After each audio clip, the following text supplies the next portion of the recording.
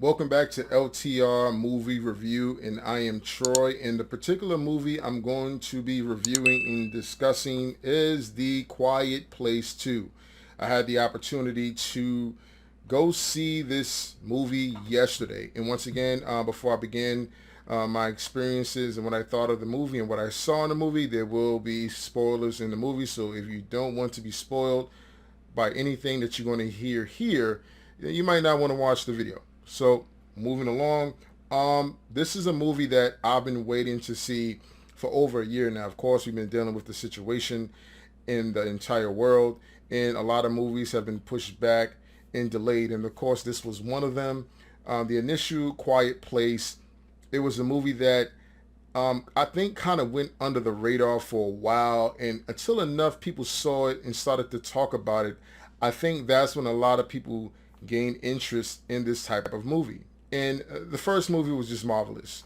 It's a very minimum cast. There's not a lot of actors in the movie, right? It's just one main small core family who experience a lot of the horrors that occurs in this particular version of Earth, where these creatures, and we don't know where they came from in the initial movie, just basically are attracted to sound, any kind of sound. And whenever they hear anything, they just annihilate. They immediately, go to the source of the sound and just kill and eat and destroy, any flesh being that makes any kind of sound. So, the people that are living within this world, they have to accommodate to their new settings and environments.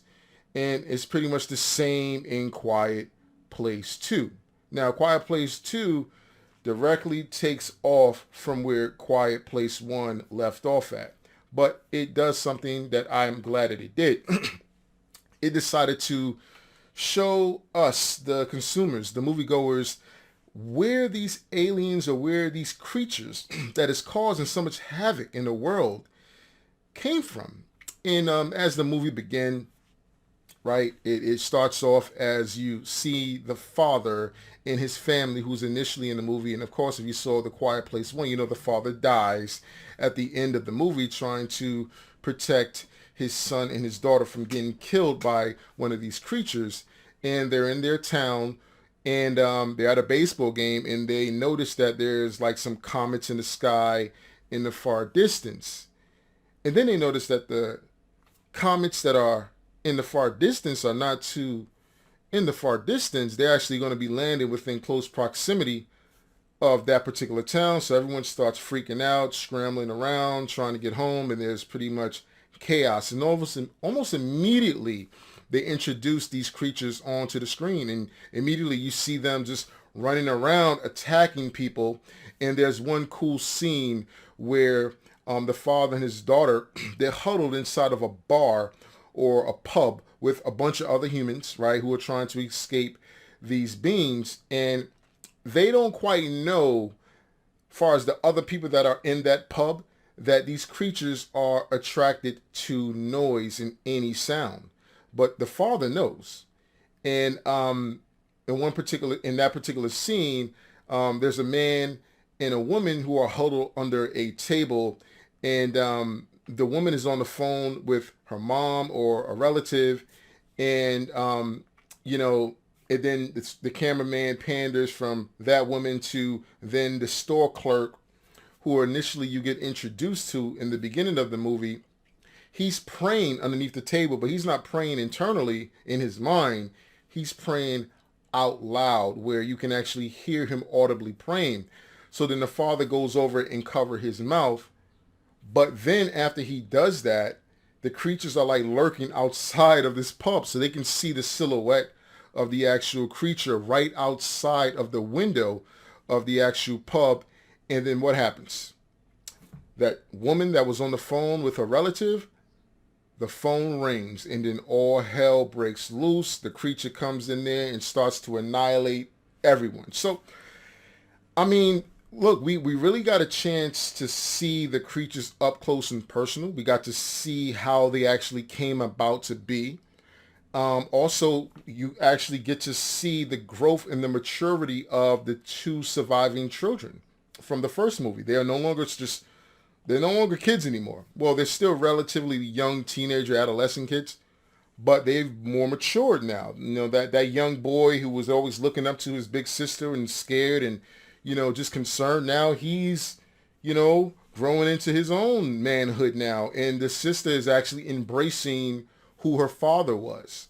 If you watch the first movie, she was somewhat indifferent to her father. And it wasn't only till he died and she realized how important he was and how influential in an imprint he made on her life by making those devices, because she couldn't hear, and they would sign language, not only out of necessity to not talk, to be quiet, from not allowing the creatures from being able to hear them, but also due to the fact that she couldn't hear. And then in this movie, she kind of embraced, the gadgetry life and all of the things that her father stood for. And you kind of see her coming to the realization that she needs to take the lead and do something about the circumstance. So in the pretty much the first part of the movie, you see the mother and the children, and of course they still got that small baby, that infant baby that they are keeping in the box, and they have obviously the oxygen in the huge tub that they're toting around, because whenever they put the oxygen mask on the baby, for whatever particular reason, it tends to quiet the baby down. And whenever the baby starts crying, you can't have the baby crying when the creature's around, because it attacks any noise that anything makes. So, they got the mother traveling around, and then they decide to leave their home because they realize that, hey, there's a fire in the distance. And in the first movie, you really never really knew why the father was lighting the fire, right? On top of the corn bale, in the beginning of the movie. But then you would always see in the distance someone else light a fire as well. So you would think that the father might be communicating with other humans in the distance that way, letting them know like, hey, we're still here, we're alive, we're well. But it meant more now in this movie, because now the mother decided to go in the direction of a lit fire that they can see in the distance, of course, which the older daughter, who figured out like, hey, we need to go in that direction towards the fire, because more likely than not, there's survivors there and there's another human being there. So the four decide to then start making their way towards that, lit corn bale in the distance, hoping to find some form of humanity. But of course they do. And the mother's just making the best of the situation. She's turned into the protector of this particular family. She's carrying that shotgun around, and she's carrying the baby, the infant baby, and she got to protect her two other kids. So she's pretty much that protector role model, that vigilante, that woman that would do anything and everything to protect her offspring.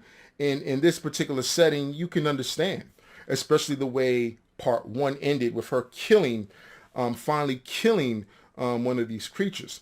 So as they make their way, towards possibly civilization in the distance, they do come across that smoke bale that is lit, but then the son, unfortunately gets a bear trap caught onto his leg, and he's injured, and they have to make a run for it, because the son is screaming out loud, obviously in pain and agony.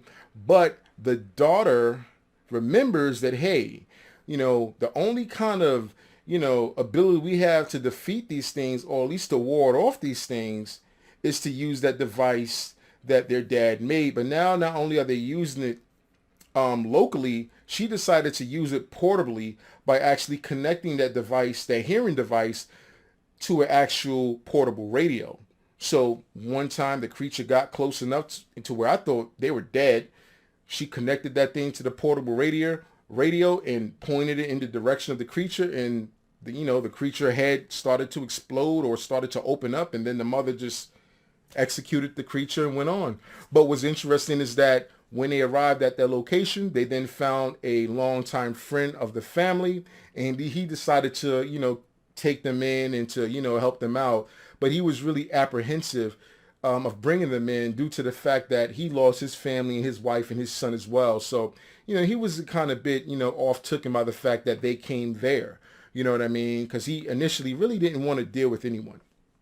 But as the movie progressed, there was just so much growth again within the daughter, because again she kind of took it upon herself to feel the need to step up. She being the oldest sibling of the family, she wanted to figure out a way to stop these creatures. So she came up with a brilliant idea. Well, there was a radio that was being played, right? And music was being broadcasted from a local station. So she thought with a bright idea, well, why don't I just broadcast this signal, right, through, that radio station, and, hopefully this thing will be able to then annihilate and kill, all of these creatures if it just hears, the signal that the mechanism that her father created will be able to, distort them and possibly give human beings the upper hand to be able to take advantage of them.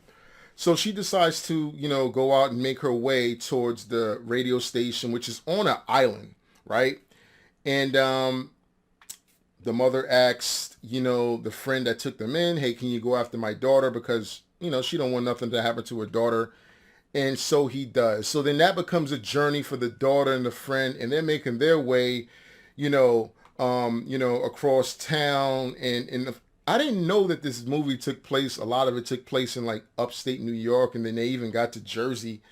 And but that's neither here or there. They even met people, human beings that you would think would be more accommodating and understanding of the situation that everyone's dealing with. But there were human beings that seemed to be more, I'm not going to say cannibalistic, but more kind of barbaric in nature, because as they approached a boat ramp where they were looking to apprehend a boat and then go towards this island, they were tricked and lured into helping a young child, but that young child then deceived them in a group of people who looked very interesting, malnutritioned, seemed like they were, like barbaric at most, were attempting to, I would think, kill them.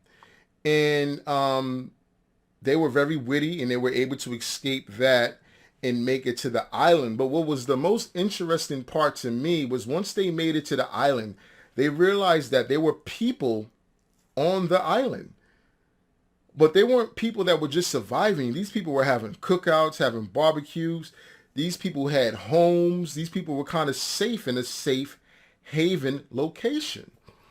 And they were kind of taken by surprise by that, because while everyone on the mainland is, living in fear and panic, these people that were on this island where this radio broadcast signal is being broadcasted with the specific song are facing no fear. And they were kind of taken back, like, what the hell is going on here? Which I would have been. And then once it was revealed that, when the attack occurred, the military realized that the creatures could not swim. So then they then ordered everyone that had the opportunity to get to a boat ramp or get to a boat to get on a boat and get to that island, which a lot of people from the mainland were able to do, and they stayed there. So up until this particular point, the creatures were not able to reach that island because they couldn't swim. But here was the caveat. While the man and the girl were making their way on a boat to that island, they didn't know that they had an extra member, an extra crewman. And that extra crewman was one of the creatures that was a stowaway on the boat along with them. So once they landed on the island, one of the creatures also landed on the island. And then shortly after they realized that creature then made itself known and then started to attack everyone on the island, killing people, things of that nature. And then that's when they realized that the only way that they can defeat this creature and to possibly help others is to immediately get to the radio transmitter station and hook up that device that girl's father made for her to then broadcast the signal. And then that particular scene where they get to the radio station and they have to be very quiet and not make a sound because the creature's in the radio station with them, just listening, trying to kill them. And at one point in time, the friend of the father in the family, I thought he was going to die the very same way the father did, by risking his life and giving his life up to protect the girl so that she can then at least broadcast the signal. But she was actually able to, broadcast the signal, but also hold off the creature from actually killing him. And then she ultimately decided to take it upon herself to pick up a pole and to get her first kill and kill that creature, which was kind of like a coming of age situation for her. So there was a lot of growth in the children, and that was just one of the older children, which was the older female who was deaf. And I admired how the writing took to her more than it took to anyone else in the movie. We knew that the mother was going to do whatever it took, to survive, but to see the growth and the expansion and the willingness that the older daughter would take in this movie and the lead that she took for the family, it just leaves me looking forward to what part 3 is going to look like. She's going to be obviously older. She's going to be more willing to do more things. Now she's more familiar with the gadgetry that her dad used to make, and maybe she's into the same kind of gadgetry making, and it just leaves endless explanations and reasonings to believe that part 3 is going to be even better. Now, you guys remember her brother, which was a bit younger than her.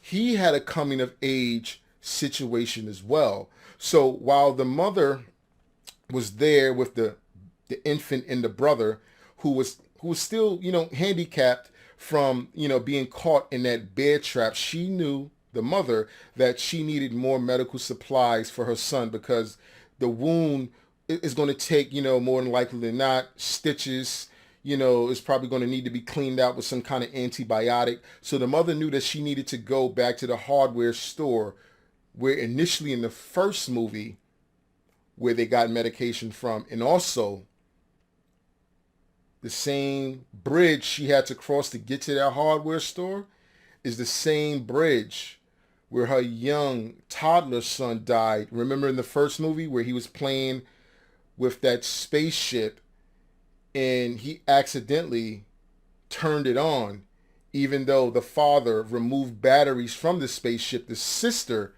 gave him the spaceship with the batteries in it again.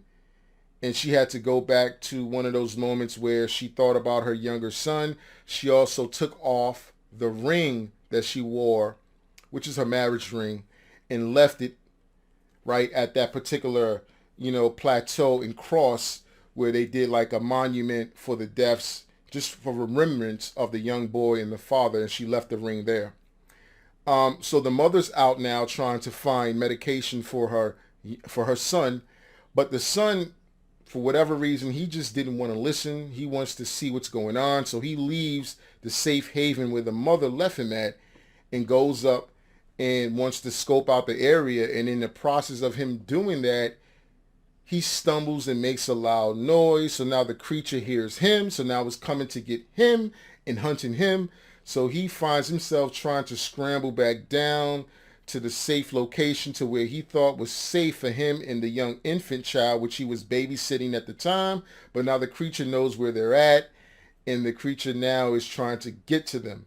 So that was a whole, thriller, tense moment in the movie where I thought, oh man, if this kid makes it through it, I know the mom was really going to be pissed off with him. But of course he does. The mom returns and she fends off the creature. And, ultimately what happened is, as the sister is in the transmitting tower radio station, transmitting the signal through the radio, the brother and the mom and the young toddler, the young infant child who they have in the box, is this close to dying. They're literally about to die. The creature already just stabbed the mother in the thigh, and it's about to get all three of them. What comes on? The radio. And what comes on? The signal that the sister was broadcasting, which affects the creatures. And then almost immediately, the creature starts freaking out. The brother realizes it. He grabs the radio. Then he steps outside, and then he points the radio at the creature. He then picks up the .38 handgun, points it at the creature, and blows the creature's brains out. And that was the coming of age moment for the young boy. So now it looks like in part three, the mother doesn't have to be the protector anymore. It looks like the older sister and now the brother are now going to be, the sole protectors of the family, and maybe move in that direction. And I just think, again, the writing in the movie, they could have went so many different ways with it, made it very unrealistic, unbelievable. But I'm glad that they kept true to the plot and the twist in the movie, and they didn't introduce a bunch of new characters that you wouldn't care about. The Quiet Place 2 mainly is about these people, this family. Unfortunately, the father's no longer going to be in the movie, right? In part three, likely or not, because he's dead. He died in part one, even though they did show flashbacks of him in part two. But now you have the mom, you have the older sister, the brother, and now that baby, right? That's an infant. More likely than not, it's going to be a toddler, or maybe who knows how far they're going to go in the future with part three, how old everyone's going to be. And it just leaves the movie open to be expanded on for a third version of the movie. And I just like the way that they ended the movie off, not concluding anything, just letting you know that, all right, they survived. They're still dealing in the same world with the same issues, but all is not good, all is not safe. And I think that's the way you leave a lot of suspense for a good movie with the possible good franchise that they have running here, in the likelihood that they're going to make a part three. So I think The Quiet Place 2, it was well worth the wait for me. I think that it was it's a must go see movie if you're into these kind of movies. These sci-fi, scary, horror type movies. And it's very cool. And I like the fact there's certain parts of the movie where it'll be complete silent, and then the sound will come back in like a rush of overflowing water down a river. And it was just so refreshing to see the creativity of these directors in this movie. And like I said, man, I can't say enough about the movie. I enjoyed it, but I would definitely recommend folks to go out and see this movie. If you saw part one and you enjoyed part one, more likely than not, you're going to enjoy part two. But that's just my thoughts and review of The Quiet Place 2. Leave a comment below. Let me know what you think if you saw part two, or if you saw part one, what you liked about it, what you didn't like about it. Will you go see part two? And if you saw part two, let me know what you liked about it, what you didn't like about it, what you would like to see in part three. I'm Troy. This is LTR Gaming Movie Reviews. Peace.